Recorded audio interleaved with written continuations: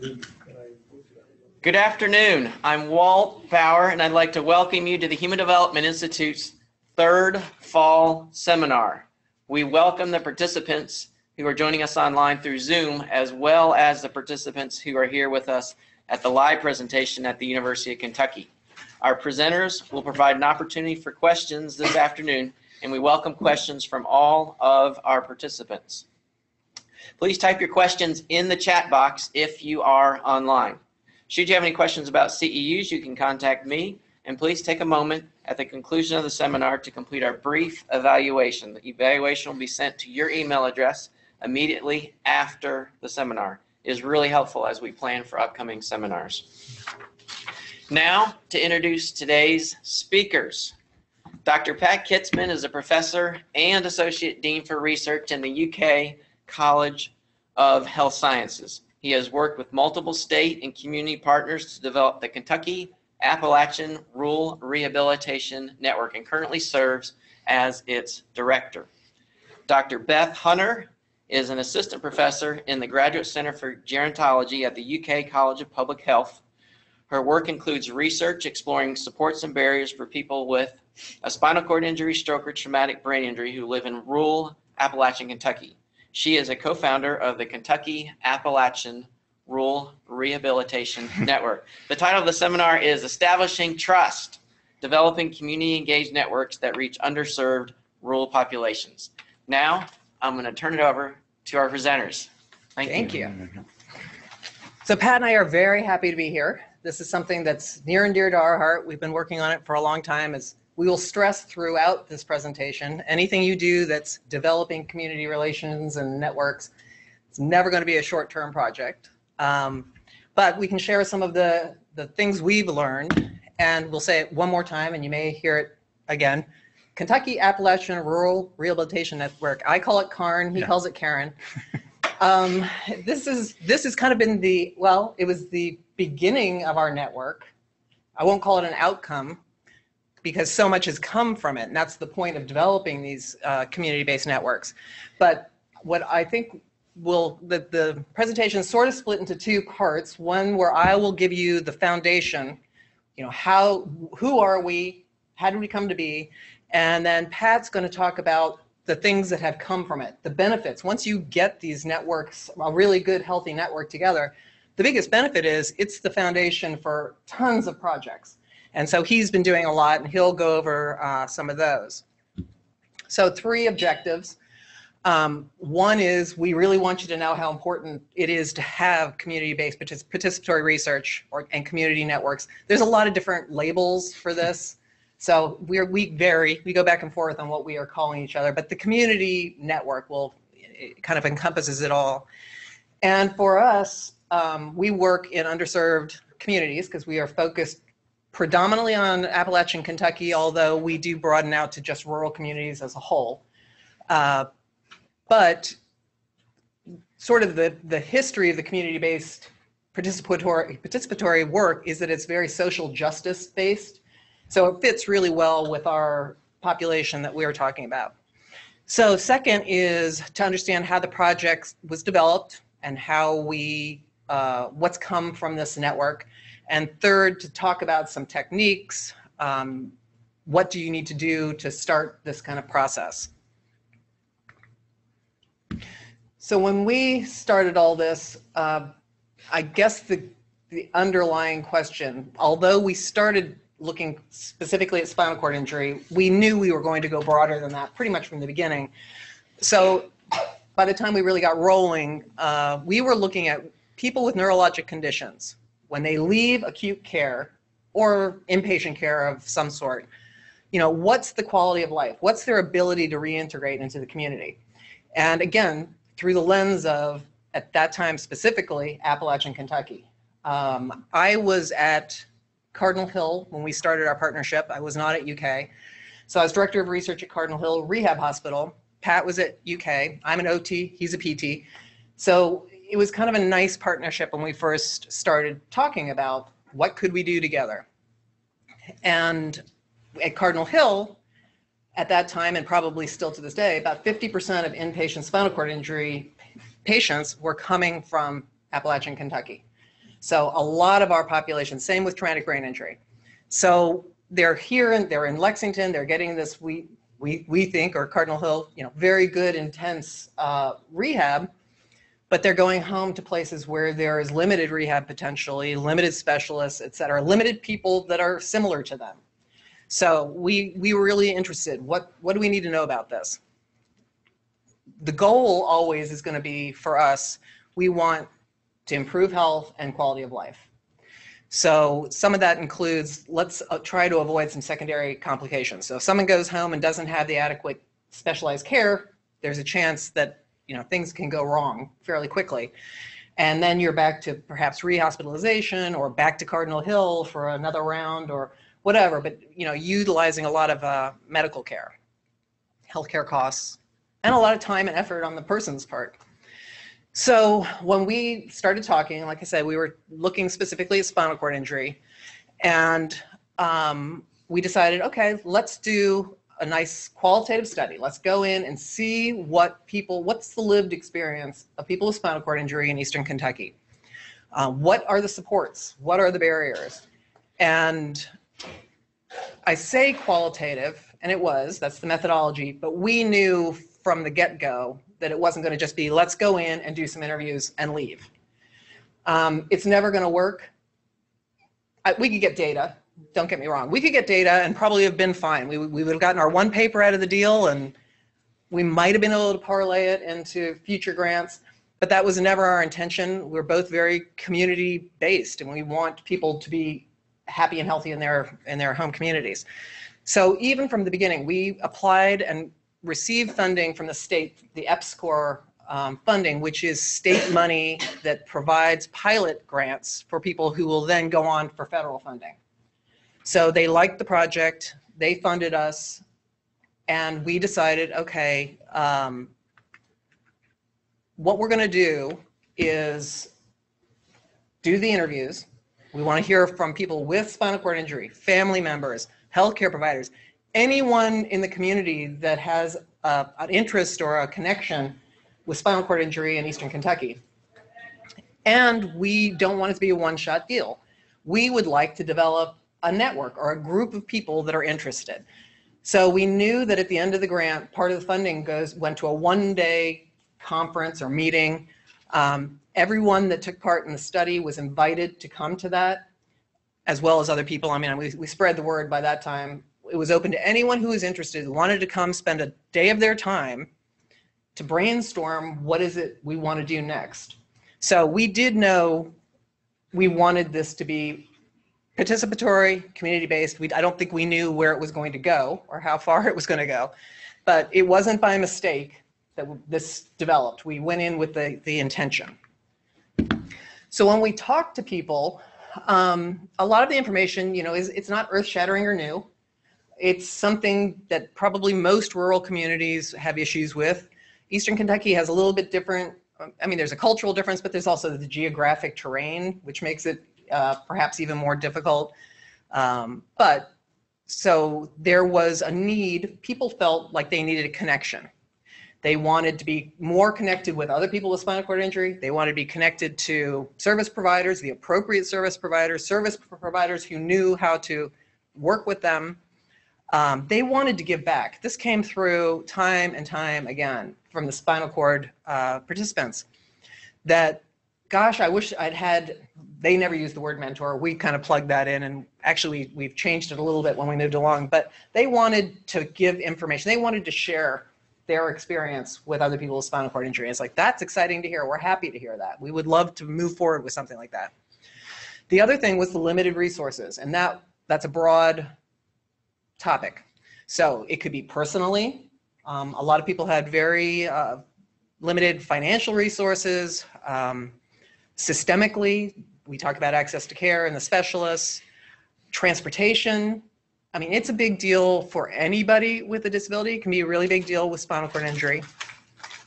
House adaptations. We were seeing people in a variety of type of housing, and very few of these places would be what you'd call accessible, and some were not able to be made accessible, and yet they're living there.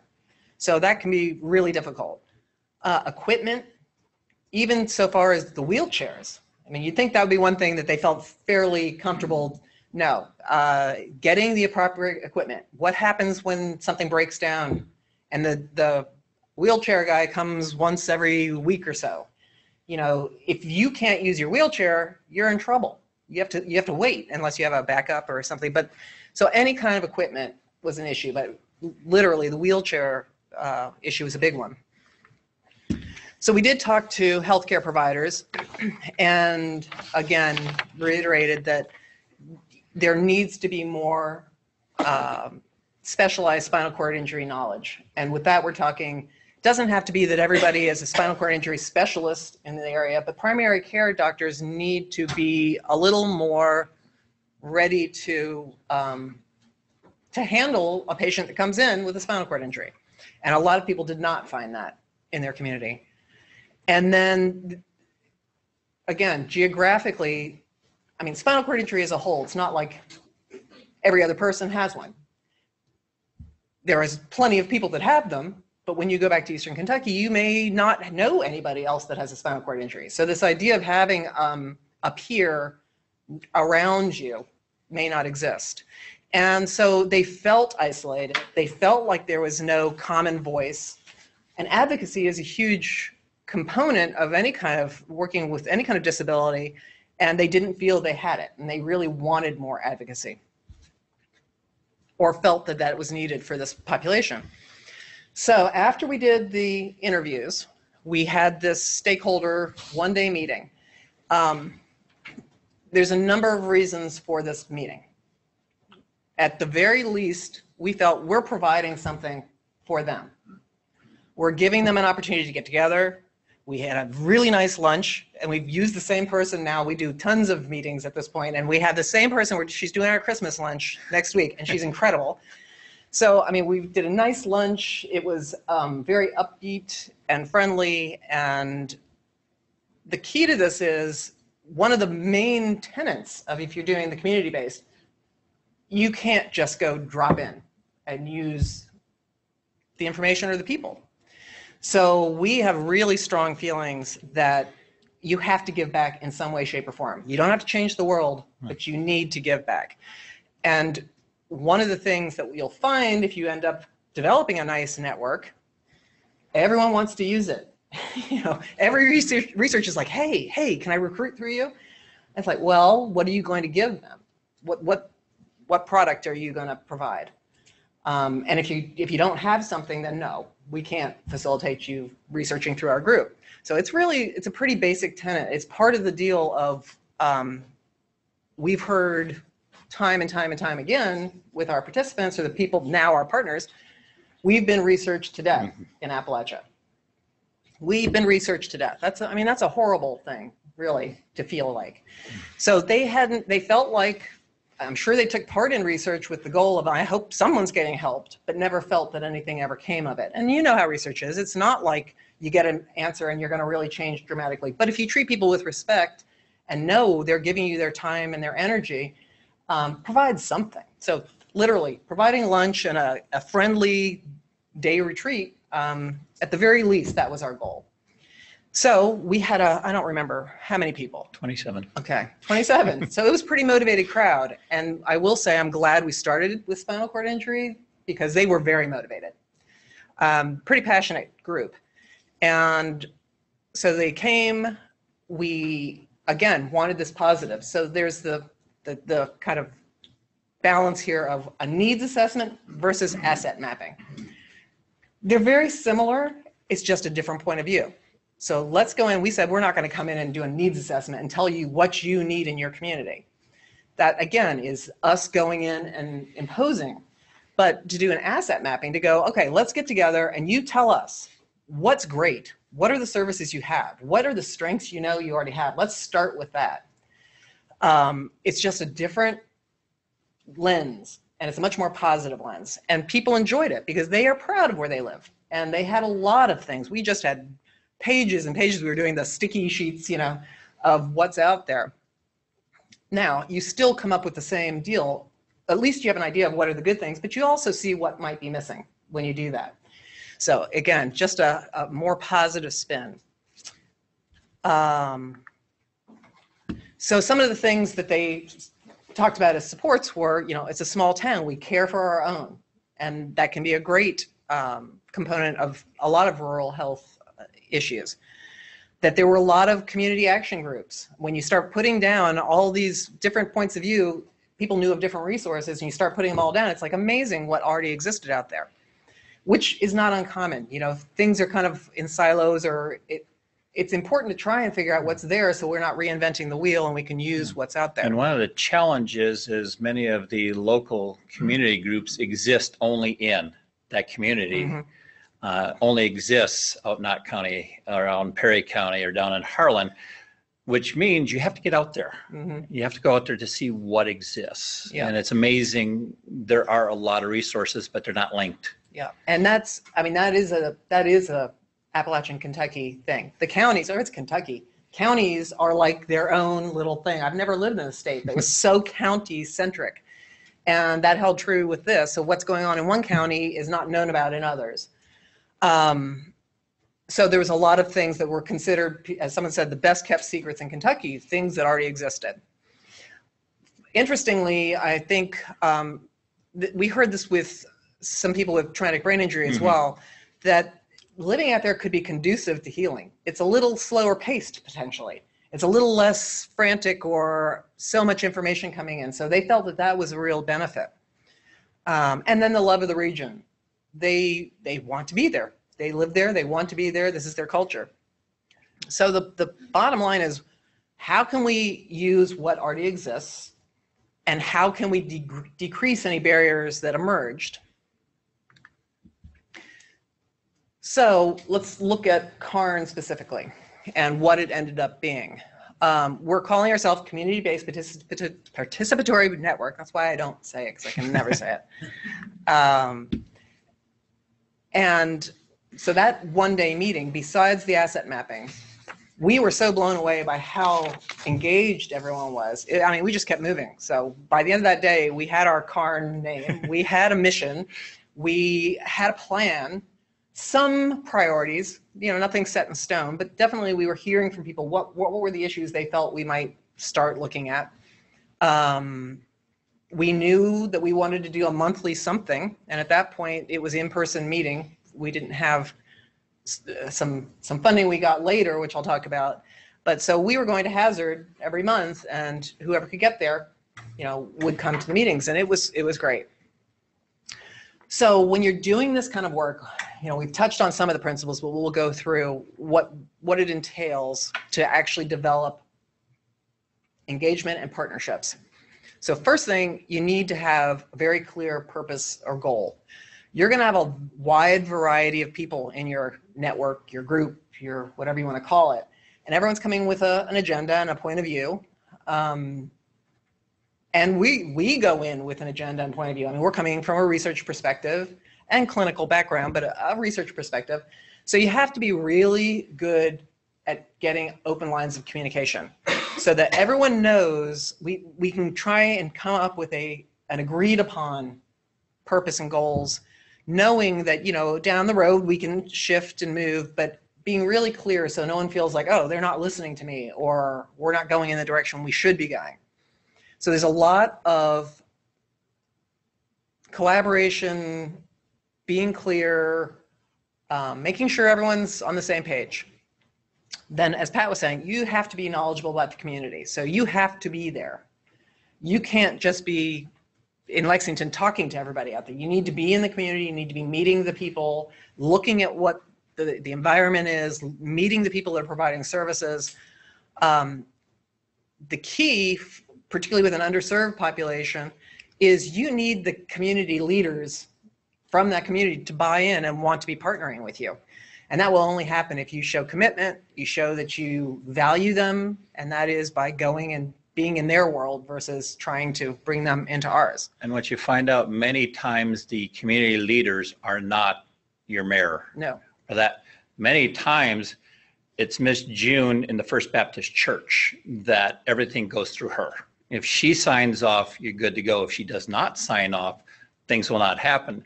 So it's really working in there to find out who truly are the key personnel out there that you want to work with. And many, many times we have found it is absolutely not going to be the mayor or the people who technically run that particular county. It is that one person, one or two people out there that The movers and shakers. the movers and shakers, they are the ones that are the gatekeepers to that community. So again, looking at the group, you have to understand this collective self-determination. We can't go in and tell people what they need. And believe me, Pat and I have tried, and it doesn't work. You know, we're learning from research. Oh my gosh, diabetes and spinal cord injury. This is something we could, you know, this really could be a great, we've tried to sell this idea time and time again, and that is not a priority right now. They have other priorities. And you have to respect that. Yeah. I mean, I have no idea. I'm not living with spinal cord injury in rural Kentucky. So there has to be a lot of shared respect. And it's not like everyone in the community is going to feel comfortable with us. So it's kind of, you have to build that trust. I'm not going to come in and tell you, I'm not Miss Smarty Pants who's going to knows everything and I'm going to educate you. You know, I'm very open to listening to you. Sometimes your community group is tentative about that, but that's a goal. So we want equal partners, true partners, not something to put on paper for a grant. You need bidirectional flow, like we're talking about. You need to hear from the community. You know, we're the experts on research. We may be the experts on evidence-based practice. We are not the experts on living in that community or living with a certain diagnosis. The accountability with the community, sustainability, long-term commitment. So, you know, this, I think most people will agree, is probably the best way to conduct any kind of research outside of a hospital setting, perhaps. You know, you really need to be embedded in the community. The problem is it is slow. It's a very slow process. It's a long-term process. There could be years where you're not showing a lot of product. And if you're in the academic setting, people are like, you know, tenure or whatever, what are you doing? It's taking you a long time. So you just have to be aware that it's a long-term commitment. Otherwise, it's not really a point to do all the work. So when you're looking at this idea of the participatory networks, there's a continuum, and again, can be a lot of different labels, but I mean the basics are similar. So, you know, you can move along this continuum related to how much someone's involved, how much you're impacting, how much trust or communication. So at the very least, and most people get to the outreach part. I mean, if you're going to be trying to work in the community, you have to do outreach. You have to connect with people in the community. But again, right there, you might just be getting gathering some information from them. That would be probably about it. Letting them know you're there, that you're going to be doing a project. You could get to the level of consulting where, you know, now at least you're asking for them. Okay, tell me what you suggest. Help me understand what to do. Getting people involved. Are they going to actually, you know, go to our monthly meetings? Are they going to respond to emails? And when we send out materials to review, will they do it? Get the involvement. Then you want, I mean, I think, you know, the ultimate goal is shared leadership, but that's a really hard thing to get to. And it can happen in bits and pieces. I can't say your whole network is ever going to get to that level. Again, in a network, there's going to be people at each of these levels. And that makes sense. There's going to be people that want to be somewhat involved, moderately, or very involved. But the collaboration is the one that you really should be striving for at the very least. So that's this partnership building, the trust, trying to get the two-way direction of communication. Shared leadership is when someone says, you know what, here's what I think the research project should be. I want to be on this project with you, or I want to do this program, and I'll be your partner. I'll be the co-PI, or I'll be and we do have partners in our network that do that, but it's not the vast majority. But just understand that there are multiple ways of people being involved. And there's nothing wrong if someone just wants to every now and then give us their 2 cents. That's great. We still want them. We're actually, Pat, we'll talk about the Quarry grant we have right now, and that's one of the things we're going to evaluate. Where are you on the continuum? How committed do you want to be? Because we don't also want to harass people if they don't want to be as tied in. So, from the very beginning, we were a pretty diverse crowd at that one-day event, but it has grown a lot. And diversity is really important in this network. So these are partners with our network, and you need it. You need diversity. You need to have lots of different points of view, lots of different experience. Everyone's bringing a different experience. We have academic, we have healthcare, we've got community organizations, we've got people living in the community. So everyone's coming with a different point of view. This is part of where this communication comes in. How do you get this diverse group to kind of be on the same page? But it really helps us with outreach too, to get out into the community. We have so many different avenues here to connect with people. So, and another thing that really helps with the diversity is you now have access to a lot of different resources. Yes. You can play off of what people are naturally doing anyways. What we need to do is just link people and send them to the correct person to get a resource, which means we can do a lot of work for very little money because we're just using what already exists. And I think that comes up later, but that's pretty crucial. Because unless you're doing fundraising, you can't have these networks based on grant funding because they'll end. If that's the only thing that's keeping a group together, and it's not uncommon because money helps. But if you depend on that, then your group is going to falter when the funding goes away until the next funding comes around, and who knows if you can bolster everyone again. So you do need to be very creative, and Pat is the king of creative in terms of how to do this on a shoestring when needed, and how to leverage your partnerships and look for support. So from the very beginning, after that first day, we decided to do the monthly meetings. After the end of that EPSCoR grant with spinal cord injury, Pat and a team got NIH funding for an infrastructure grant, which that was a lovely grant. I don't think that exists anymore. No. And the goal of it was to provide funding for groups to get their networks connected and going. And so it was perfect for us because we had our network, our baby network started, and now all of a sudden we have money to really, kick it into gear for 4 years? 3 years. 3 years. Yeah. And so through that, we expanded from spinal cord to add stroke and traumatic brain injury. Since then, we've expanded more, but this funding added those two groups. It provided video conferencing. So being able to get together in some way, shape, or form is really important. But going to Hazard every month, and Hazard isn't convenient to everybody in the group anyway. So with the video conferencing, we have 4 or 5 sites that are out there and set up, and every month we have these meetings, and it's wonderful. Well, and another advantage we have, and I haven't realized exactly how spoiled we are at UK, is UK has a very, very extensive telehealth network already. So while we have our standard 4 sites, we can link in pretty much anywhere in Kentucky, and we've linked in many places with about 2 days notice. You just give us a nod and we can hook in. And now with the technology changing so much, we have people who can then link in off of their laptops as well. And it makes a big difference because if you're asking people to drive an hour to whichever place you're picking, it's going to start slowly falling away, except for the Christmas lunch. Yeah. But the thing that is also interesting is one of our sites is actually Cardinal Hill because it's very accessible. And we still have many groups coming in from Louisville and from Frankfurt because they're still getting together as a group. Yeah. So it is at that Cardinal sense Hill. Of community at Cardinal Hill. They're not going to come to UK because of parking and all the other issues. But Cardinal Hill, everyone, and a lot of people were treated there, so they know Cardinal Hill.